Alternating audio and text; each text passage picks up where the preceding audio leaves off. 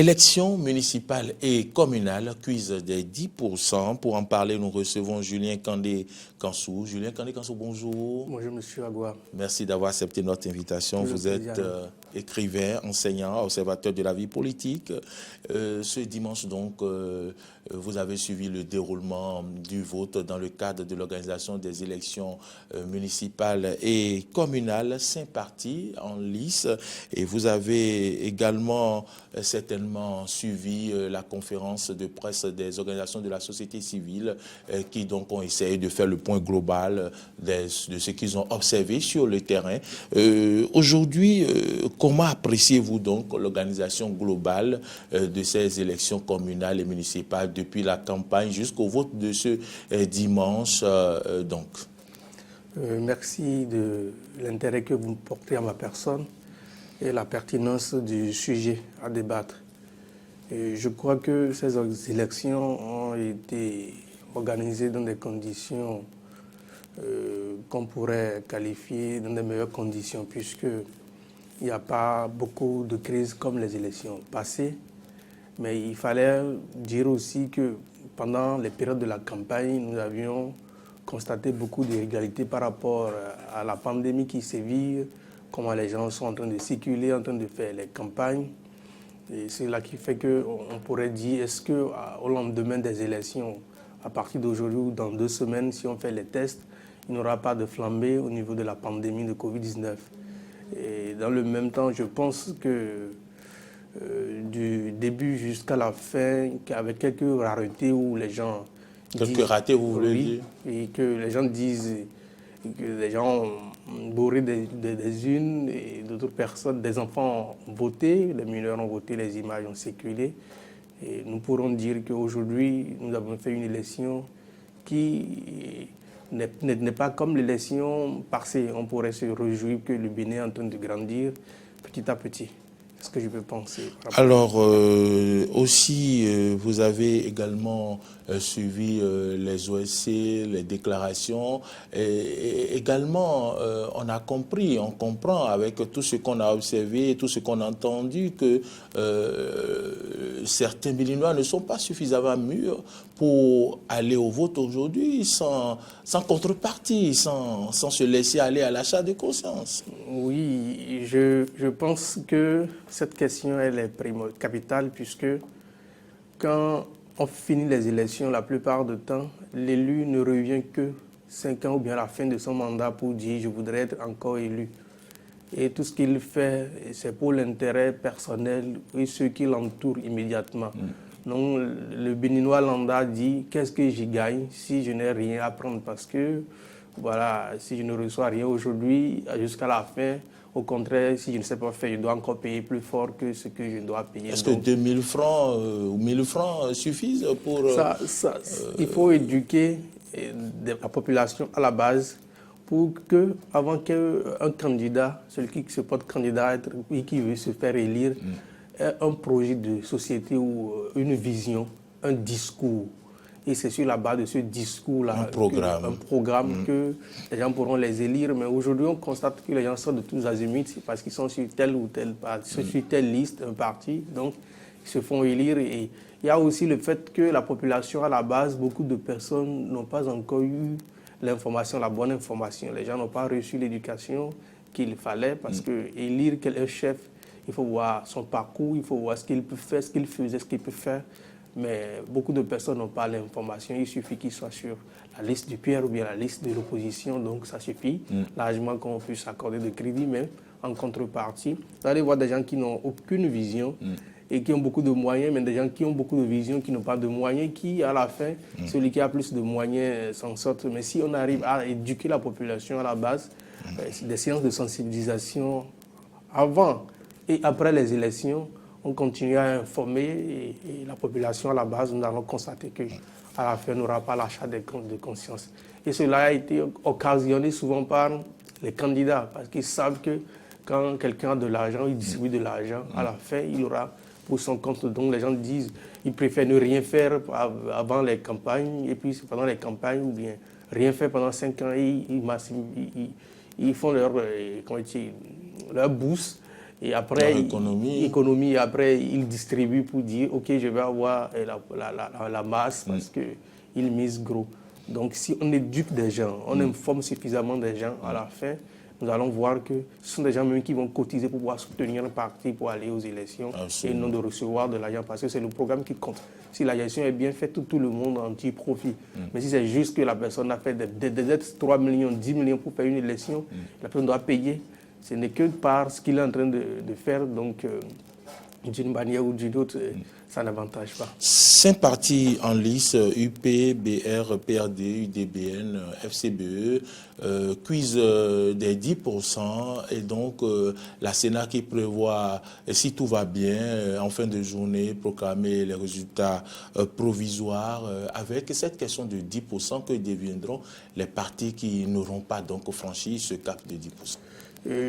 En entame, je félicite tous les partis en lice parce que ce n'est pas amusant de braver les règles. On a eu à discuter de cela pour pouvoir aller pour que son dossier de candidature soit accepté. Il y a beaucoup de partis qui ont tenté, qui n'ont pas pu. Il y a d'autres partis qui ont vu de façon schématique que nous ne pourrons pas avoir les 10%, donc nous n'allons pas participer aux élections. Et je reviens à ces partis pour leur dire que ce n'est pas au moment de se désespérer, puisque d'une manière ou d'une autre, ils ont mesuré leur capacité dans leur fièvre. Et ces élections déterminent ce qui se passera en 2021. Et un candidat futur de l'opposition ou de la mouvance qui sait que tel parti a tel pourcentage ou tel nombre dans telle circonscription, même si le parti n'a pas arrivé à avoir de CA ni de maire, il y a des gens avec qui ce parti a travaillé. Donc si on peut composer à nouveau avec ce parti pour pouvoir avoir et pour se faire élire. Et encore qu'au Bénin, on sait, on peut aussi d'une manière ou d'une autre réviser le code électoral dans les années à venir. Donc ce n'est pas la raison de courir pour dire nous sommes dans un autre parti ou bien nous avons dit tout est fini. Il fallait juste attendre. Ce qui me réjouit un peu est que avec ces questions de 10%, nous avons constaté qu'il y a beaucoup de personnes qui n'ont pas voté. Donc, selon ce que l'organisation de la société, ceux qui sont en train de... L'organisation de la société, OSC, les observateurs, oui, les observateurs ont dit qu'il y a jusqu'à 51, 52, bon, entre 50 et 60% de participants. Si nous prenons jusqu'à 60%, il y a 40% de personnes qui ne sont pas parties voter. Donc, un nouveau parti peut sortir, bien les anciens partis qui ne sont pas en lice peuvent aussi, qui, bien étant n'ayant pas participé à ces élections, peuvent se constituer et avoir les 40% pour un seul parti. Ce n'est pas amusant, c'est pas petit plutôt, pour deux partis. Donc je pense qu'il n'y a pas matière à désespérer, parce que c'est un jeu qui va se poursuivre. Mais ce que moi je crains, au-delà de ces questions de 10%, avec ce que nous lisons sur la toile, il y aura 3 partis qui... probablement seront retenus. Oui, retenus, probablement. Il y a avoir de conseillers. Oui, UP, BR et FCBE, qui ces partis auront probablement ce que sont de lire sur la toile. On attend, sous réserve, on attend la Sénat d'abord. Tout à fait. Et les partis, supposons un instant que quelqu'un est élu à Porte-Nouveau sur la liste de PRD, et voilà, et c'est FCBE ou bien UP ou BR qui va siéger là. Parce que le PRD n'a pas eu à réunir, par exemple, les conditions de 10%. De 10%. Ça gêne, ça frustre parce qu'on dit qu'est-ce qui va se passer. Vous créez les frustrations à ce niveau. Oui. Non seulement parce que on risque d'assister à certaines choses par le passé où il y a la violence après les élections. Parce que, comme le dit... On n'en arrivera pas là parce que les règles du jeu sont connues avant les élections, Julien.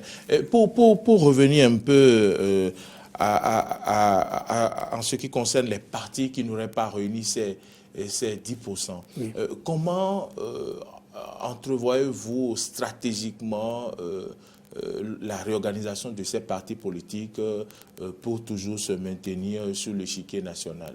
Oui, je pense que ces partis politiques doivent continuer toujours à tenir des rencontres, continuer toujours à donner leur point de vue, parce que c'est en donnant son point de vue, en faisant des actions sur le terrain, que la population, ceux qui n'étaient pas avec eux et ceux qui sont déjà avec eux seront maintenus, d'autres personnes vont venir les soutenir. Mais si on ne fait rien, on se dit, bon, on a investi de l'argent, on a dépensé de l'énergie, et on n'a plus rien. On croise les bras pendant 6 ans ou même pendant 6 ans avant d'attendre autre élection ou pendant 3 ans avant d'attendre autre élection. Je pense que ces partis vont se noyer. Mais si ces partis commencent par travailler aujourd'hui, au jour le jour, et ils vont commencer par encore attirer d'autres personnes. Et je pense aujourd'hui que ces partis qui sont en liste et qui n'ont pas eu les 10%, je souhaiterais qu'ils tiennent autre discours, parce que c'est peut-être que le discours qu'ils ont tenu, ce discours n'a pas marché. Il faudrait qu'ils prennent des décisions, même si on de la mouvance, on peut de la mouvance modérée, on peut être de l'opposition aussi radicale ou modérée. Donc ça dépend de leur discours aujourd'hui, qu'est-ce qui ne va pas. Si on constate des irrégularités dans la gestion des choses étatiques et un parti ne dit rien, ne fait pas de conférence, de point de presse, ni une conférence de presse, ne fait rien, ne fait pas de meeting.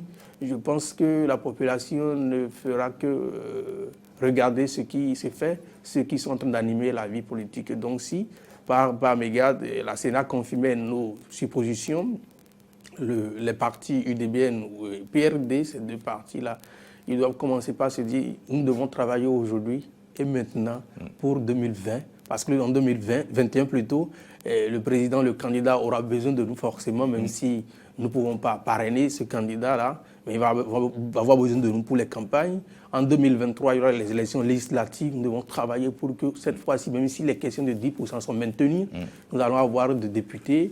Si les questions de 10% ne sont pas maintenues, alors nous sommes en règle de travailler pour pouvoir avoir de place. Parce que la nature a horreur de vide. C'est ceux qui sont en train d'animer la vie politique. C'est ceux-là qu'on va considérer comme des défenseurs du peuple ou bien ceux qui sont en train de bien gérer la cité. Donc si un parti n'a pas les 10%, ce n'est pas la raison de croiser les bras si ce parti veut toujours exister. On entend les gens dire que ces partis qui n'ont pas de 10% vont disparaître. Je constate que vous n'êtes pas de cet avis du tout. Non, je ne suis pas de cet avis. Il suffit juste que ces partis qui n'ont pas de 10% continuent à travailler. Et puis, tout ces partis-là fassent peut-être une refonte, revoient un peu l'organisation du parti. Vous avez parlé de changement du discours. Peut-être c'est le discours qui n'a pas marché. Après, il faudrait aussi qu'on change peut-être des responsables qui... Parce que quand on finit de faire une élection, on fait un point. Qu'est-ce qui n'a pas marché? On fait le bilan. Oui, ceux qui sont là, est-ce qu'ils ont joué leur rôle à divers niveaux? Ceux qui n'ont pas joué, ceux qui sont capables de jouer les rôles à divers niveaux, on me les met. Et pour avoir un parti, il faut avoir des têtes de pont. Je ne suis pas coach en la matière, mais il faut avoir des décideurs, des porteurs de voix, ceux-là qui vont travailler à nouveau, bien sûr, là qu'il faut inviter à travailler. Et puis, ensemble, quand ils vont bien travailler, d'ici à là, ils vont se dire, notre parti était au bord du gouffre, mais voilà, nous sommes en train de sortir. Donc, s'ils ne le font pas, parce qu'il y a jusqu'à 40% qui n'ont pas voté, ceux-là, peut-être que c'est parce qu'ils ne se trouvent pas dans ce qui se passe. Donc, s'ils ne le font pas et un autre parti se réjouit ou bien sort, nous allons voir que ce parti, un nouveau parti, a fait mal. Parce qu'ils ont un discours sérieux, ils ont un discours que le peuple veut. Ceux qui ne sont pas partis voter, ils ont leurs raisons. Et si ces partis, un nouveau parti vient et répond à leur conviction, voilà, ils vont booster. Mais si les partis qui sont déjà là, qui ont fait leur pro, parce que ce n'est pas amusant quand votre nom sort sur les bulletins, on voit votre logo, c'est déjà une publicité sur le plan national. Donc s'ils continuent à travailler, je crois, et qu'ils vont maintenir le cap, ils vont sortir de l'eau et devenir de grands partis. Il faut quand même souligner que... Je voudrais revenir... En guise de mot de fin, oui, parce que le temps est déjà passé. En guise de mot de fin, je pense qu'il ne faut pas que les gens fassent l'amalgame entre les deux partis qui sont affiliés au chef de l'État. C'est parce que c'est l'homme de la situation que les choses se passent comme ça. Dès que les choses vont changer, nous allons constater encore les conséquences. Donc les partis qui veulent exister doivent toujours travailler. Parce que dès que le chef de l'État ne sera plus là, et notre chef de l'État sera là, et ces partis vont tomber dans l'abîme. Donc, parce que d'ailleurs, il y a... Vous parlez des partis qui soutiennent aujourd'hui le chef, qui sont les partis forts qui entourent le chef de l'État. Oui, puisqu'il y a les conséquences des élections législatives que le peuple n'a pas encore digérées. En tout cas, moi, je n'ai pas digéré. Et ces élections que les gens n'ont pas digérées aussi parce qu'ils ont voulu que le scrutin soit plus ouvert. Et il y a aussi les regrets de ceux qui, à cause des questions de 10%, ont élu quelqu'un qui ne va pas siéger. Et voilà, donc si... les partis qui disent aussi de la mouvance travaillent et gardent leur cap et ils vont booster demain. Il faut quand même souligner que les partis tous les partis quand même ont travaillé, puisque vous avez vu, il y a des coins où les partis qu'on n'espérait pas ont eu quand même des votants, et pas non négligeables. Donc, il faut le faire remarquer. Julien Kandé-Kansou, merci. Merci d'être venu apporter votre contribution sur ce que nous avons appelé cuse des 10% élections municipales et communales du 17 mai. Selon vous, il suffit que ces partis-là revoient un peu leur politique, et donc ce n'est pas le moment d'espérer que ces partis disparaissent. Donc, selon Julien Kandé-Kansou, merci d'être venu. Merci, monsieur le journaliste. Merci, mesdames, messieurs. C'est la fin de cette rubrique Face à Face. Nous allons donc retrouver dans un court instant Ahmed Arekpa. Merci de nous avoir suivis.